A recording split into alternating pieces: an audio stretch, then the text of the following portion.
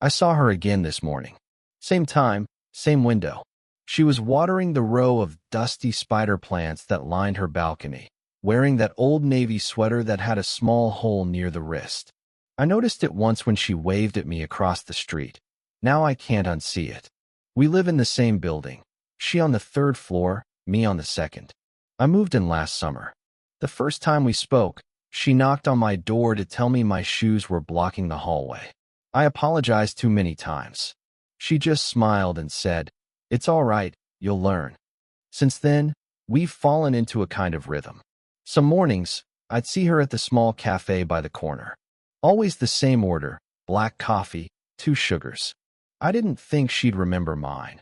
But one day, she said, without looking up from her phone, "You like your latte with cinnamon, right?" I nodded, maybe too quickly. The barista glanced at me with a grin I didn't know how to return. It wasn't a crush, not exactly. More like a soft awareness that she existed, and that somehow my day felt less real until I'd seen her. She's in her mid-40s, I think. Her daughters visit on weekends. 2 of them, maybe 10 and 12. They remind me of how she must have been when she still laughed without the pause in her voice. Last Sunday, I was carrying groceries upstairs when they ran past me, giggling. One of them stopped halfway, looked up, and said, "You're the boy from downstairs." Before I could answer, the younger one asked, "Who do you like more, me or my sister?" Their mother's voice came from the kitchen window, half exasperated, half laughing. "Girls, don't bother him." But the girls kept waiting for my answer. "I like your mom," I said before I could stop myself. They shrieked like I'd said something scandalous. One of them ran inside yelling, "Mom, he said he likes you." I could hear her laugh, quiet, caught off guard. Then her voice again, this time softer, "Go finish your homework." When I passed by her door a few minutes later, it was open just a crack. She was standing there, hair loose, holding a dish towel. She didn't look embarrassed, exactly, just thoughtful. "You shouldn't encourage them," she said, not meeting my eyes. "I didn't mean it like that," I said. She smiled a little, like she didn't believe me. "Of course you didn't." Later that night, I sat by my small window with the lights off, phone in hand. I typed out a message, sorry if that was awkward earlier. Then deleted it. Typed it again. Deleted it again. Outside, her living room light was still on. A shadow moved across the curtain. Her, probably folding laundry or making tea. There's a kind of loneliness that doesn't hurt, exactly. It just hums quietly under everything, like a refrigerator running in another room. That's how it felt watching her silhouette move. Familiar, ordinary, but charged with something I couldn't name. I was about to close my phone when it buzzed. A message, unknown number. "You left your thermos on the stairwell again." No name, but I knew who it was. I stared at the screen longer than I should have, thumb hovering over the keyboard, heartbeat too noticeable for something so small. She noticed, and for some reason, that was enough to make the night feel warmer than it should have been. She left the thermos on my doorstep the next morning. Same one I'd left on the stairwell, stainless steel, slightly dented at the rim. A yellow sticky note was pressed against it. "Next time, remember to take it with you." The M looked like an afterthought. The kind that comes when you almost sign your name, then think better of it. I picked it up, still warm. She must have filled it before leaving it there. That afternoon, it rained, the kind of slow, undecided rain that makes people linger near windows. The power flickered once, twice. I was sitting on the floor, laptop dead, when there was a soft knock. She stood there, hair damp, holding a candle. "You have matches?" Her voice carried easily in the dark hallway. I nodded and found some in a drawer. She followed me inside without asking. We sat at the kitchen counter, the small flame between us. She looked around, small place, peeling paint, a plant dying quietly by the window. "Reminds me of my first apartment," she said.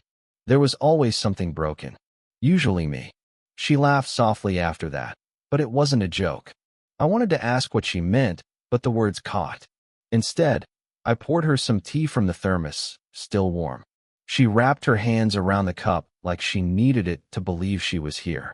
Divorce does strange things to your routine, she said after a while.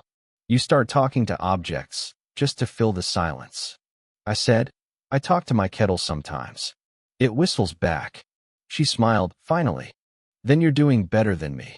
We both laughed, but the air didn't move. When the lights came back on, everything felt too visible. The candle still burned between us. You're too young to be living like an old man, she said. I shrugged. I like quiet. She studied me for a second longer than felt safe. Quiet's not always peace, you know. Her gaze drifted to the small bookshelf, the half-written note near my phone. Maybe she saw the loneliness I didn't say out loud. Before she left, she touched the thermos again, just a small adjustment, turning it so the handle faced me. A pointless gesture, but I noticed the tremor in her fingers. Keep it, she said. Seems like you need it more than I do. Then she turned toward the door. The candle's light caught the line of her cheek, the corner of her mouth. For a second, I imagined what it would be like to reach out, not to touch, but just to stop her from leaving that exact second. I didn't. When the door closed, the kitchen felt too still. The thermos sat there, a small silver echo of warmth between us. I don't know why that moment stayed with me. Maybe because it felt like someone finally saw me. The rain stopped, but it left the air heavy. You could smell the damp wood from the stairwell, the faint sweetness of detergent from someone's laundry. She hadn't texted in a few days. Not that she needed to, but silence from her had a particular weight. Not absence, just waiting. I saw her again on Thursday evening. She was locking her mailbox, hair tied up, phone pressed to her shoulder. Her voice was calm, measured, the kind of tone you use when you're trying not to sound disappointed. No, it's fine. You don't have to visit this weekend, she said, then paused. Yeah, sure. I understand. When she hung up, she noticed me standing there with a small bag of trash in my hand, probably looking as stupid as I felt. He's not coming? I asked. She shook her head, managing a smile. Teenagers. Their father's taking them camping instead. I guess that's more fun than staying with Mom. I wanted to say something comforting, but she already moved toward the stairs. You shouldn't be out here without shoes, she said quietly, eyes flicking to my bare feet. You'll catch something. Her voice was too soft, like she didn't want to sound like she cared, but couldn't help it. Later that night, I heard a knock. Twice. Hesitant. When I opened the door, she stood there again, holding a small plate. Cookies, slightly burnt. Too much sugar, she said. I was trying to keep busy. I took one. Still warm. Maybe that's what they're supposed to taste like, I said. She smiled at that, half amused, half tired. The kind of smile that makes you want to hold it for her when she forgets how. We sat on the couch, the plate between us. She looked around, my place still dim, a movie paused on the screen, 2 mugs from days ago still on the table. You really don't like lights, do you? I like things that don't talk back, I said. She laughed, short, surprised. Then fell quiet. Half an hour passed like that, talking about nothing. A broken washing machine. Her garden. My half-finished essay. Then something shifted. She reached for the plate. Our hands brushed. Just for a second. But it felt deliberate. She froze. So did I? Her eyes lifted, uncertain.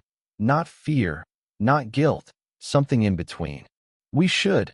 Yeah, I said too fast. Yeah. She stood up, smoothing her sweater like it needed straightening. You're kind, she said, almost to herself. That's rare. You make it easy. That came out before I could pull it back.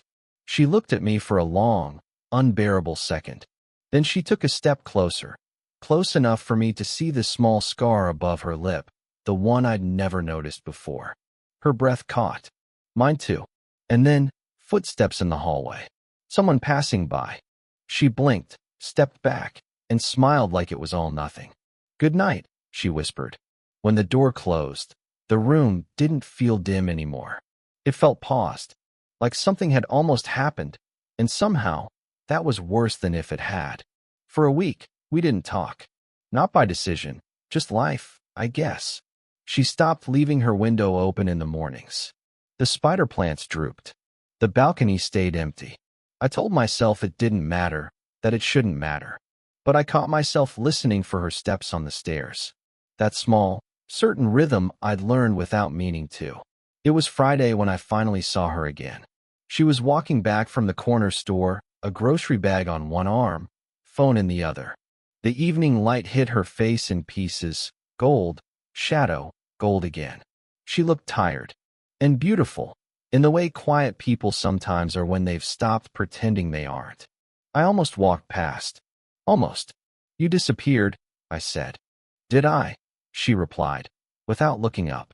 Your plants noticed. That made her laugh.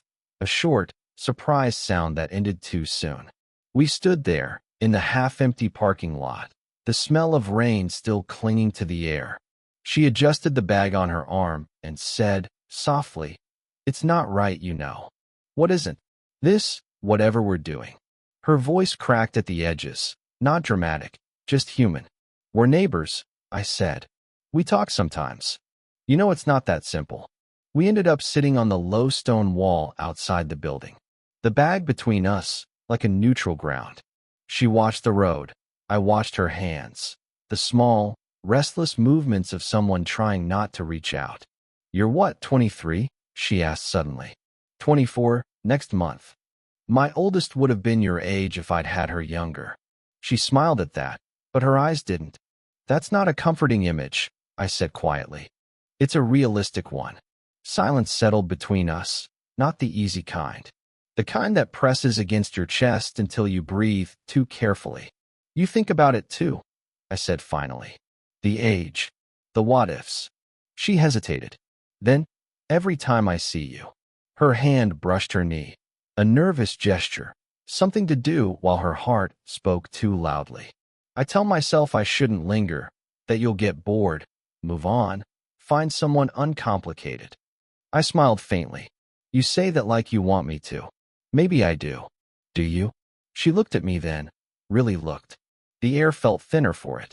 Her lips parted like she wanted to answer, but the sound of a car door slammed somewhere behind us. The moment broke cleanly, like glass underfoot. She exhaled, long and trembling. You should get inside, she said. It's getting cold. She stood, smoothing her sweater again, the same way she always did when she needed something to hold on to. I stayed seated, watching her walk away. The grocery bag swung lightly at her side, a rhythm to match the silence she left behind. And before I could stop myself, the thought came, too clear, too heavy to shake off. If I called her name right now, would she turn back? She stopped showing up. No texts, no notes, no thermos left behind on the stairs. Her balcony stayed dark, curtains drawn even during the day. I told myself she was busy, her daughters, her job, her own world. But the quiet felt heavier this time, shaped like something left unsaid. I saw her once through the stairwell window, not alone. A man stood beside her car, talking low, casual. She laughed, that polite kind of laugh people use when they don't want to seem distant. When she noticed me at the landing, she froze. The man turned. I recognized him, her ex-husband, maybe. He looked like her, in the way people who've shared a life do. I nodded at her. She hesitated, then waved. A small, uncertain wave, like she wasn't sure what I'd seen or what I thought I had. Days passed like static. I avoided the cafe near the corner. I stopped leaving my window open in the mornings. Even my coffee tasted muted, like it knew it wasn't being shared. She texted 3 days later. Sorry for the other day. He just came by to drop something for the girls. Then another. I didn't mean to ignore you. I typed it's fine. Didn't send it. Deleted it. Because it wasn't fine. Sunday came. The girls were visiting. I heard them running up the stairs, their voices bright, full of uncomplicated joy. Mom, he's here, one of them shouted. Then quiet. I opened my door. She stood there, carrying a basket of muffins. Her daughters already halfway up the hall. We made too many, she said. Thought you might want some. Her tone was careful, practiced warmth. Thanks, I said. They look good. They're a little burnt, she admitted. I got distracted. Her eyes flicked away, toward the stairs. He stayed the night? I asked before I could stop myself. She blinked. Excuse me. Your ex. I just saw his car early this morning. She didn't answer right away. Just set the basket down on the railing. Her hand trembled slightly. You shouldn't notice things like that, she said quietly. It makes this harder. Harder for who? She sighed. The sound felt final. You're young, and this, whatever this is, it shouldn't make sense to you. Then explain it, I said. I can't. And that was that. That night, I left the thermos on her doorstep. Clean, empty, lid tightened. No note. Just a small, silent apology, or maybe surrender. I waited near my window until her light turned on. She opened the door, saw it, stood there for a long while. Then she picked it up and went inside. I didn't feel heartbroken. I felt paused, like life forgot to finish the sentence. It was nearly 2 weeks before I saw her again. Late evening. The hallway smelled faintly of rain and detergent. I'd just come back from work, shoulders aching, shoes muddy. Her door was open, just slightly. Light spilled across the floor. I hesitated. Knocked once. Come in, she said. Her voice sounded smaller than I remembered. She was sitting by the kitchen table, hair loose, sweater sleeves rolled past her elbows. A mug of tea sat untouched in front of her. The thermos, my thermos, was beside it, clean, polished, lid off. I was going to bring it back, she said. You already did. She looked up at that. A faint, tired smile. You're still mad. I shook my head. No. Just confused. About what? About what this is. Or was. She didn't answer right away. Instead, she reached for the thermos, running her finger along the rim like it might help her think.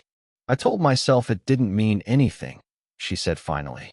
That it was just companionship. A neighbor thing. You were kind, and she stopped. Took a breath. I haven't been kind to myself in a long time, she said softly. You made me remember what it felt like to be seen without being needed. That line hung between us, too fragile to touch. You don't have to explain, I said. I do, she whispered. Because you deserve to know I noticed. Every time you waited in the hall. Every time you didn't say what you wanted to say. Her voice caught. I noticed you. The refrigerator hummed. Somewhere a pipe ticked. I sat down across from her. No plan, no speech. Just the small, human need to be close to something that once made sense. You could have told me he was back, I said quietly. He's not. He just wanted to talk about the girls. And you? She smiled faintly. I wanted to talk about the quiet. But he's never been good at listening to silence. Her eyes met mine. And me? I asked. You listened too well. There wasn't much left to say after that. She reached across the table, fingertips brushing the back of my hand. Not a grab, just contact. Like proof. I didn't move. Didn't pull away either. Her thumb traced a slow, absent line against my skin. If this were 10 years earlier, she began. Or 10 years later, I said. Maybe. She smiled, but it didn't reach her eyes. We sat there until the tea went cold, the air around us still but full. Then she whispered, almost to herself, it's okay. It wasn't a promise. Or an ending. Just something honest, shared in the quiet. And for once, it was enough. By spring, the rhythm of things had changed again. The girls came less often. The spider plants revived. And most mornings, around 8:47 a.m., I'd see her balcony door slide open, letting the air in. Sometimes she waved. Sometimes she didn't. But the wave wasn't what mattered anymore. I'd started walking to the cafe earlier, still ordering my latte with cinnamon. She always arrived a few minutes after, black coffee, 2 sugars, the way she always liked it. We never planned it that way, but our timing had found its balance. One morning, she sat down at my table without asking. You're early, she said. You're late. That made her smile. A quiet, real one. The kind that creases the corners of her eyes. We talked about small things, the weather, her daughter's college forms, my new job that paid less but felt lighter. Every sentence carried the ease of people who had already said what mattered once and didn't need to say it again. The thermos was back on her side of the table, dented rim and all. She'd started using it again. I keep thinking I should get a new one, she said. Don't, I replied. It's already part of the story. She laughed softly. What story? Ours, I said, half under my breath. She didn't answer, just looked down at her coffee and stirred the sugar slowly, eyes following the small whirlpool it made. You still think too much, she said. Only when you're around. That earned a quiet hum, the kind people make when they don't want to admit they're smiling. We still lived one floor apart. We still said good morning in passing, take care at the stairs. But sometimes, on Sundays, she'd knock with no reason, bringing over bread she didn't finish or asking me to fix something small. I started leaving my window open again, not because I was waiting, just because the air felt like her, honest, lived in, familiar. One night, she texted, "The girls asked about you. They said you never visit anymore." I replied, "Invite me for tea then." There was a long pause before she wrote back, "Tomorrow, 8:47. The next morning, I stood by her door, thermos in hand. She opened it before I could knock. Her hair was pulled back, her smile soft and sure. The sunlight hit the wall behind her, and for the first time, the space between us didn't feel like something to resist. We didn't need to talk about what we were or weren't. We just poured tea, sat across from each other. The silence was kind this time, not the kind that holds back, but the kind that stays. I looked at her and thought, this is it. This is what peace feels like. And she must have seen something in my face, because she said, "You can stay a while." So I did. I didn't feel heartbroken anymore. I just felt home. Did this story stay with you? Speech balloon, tell me below. What kind of quiet, real love stories do you want to hear next?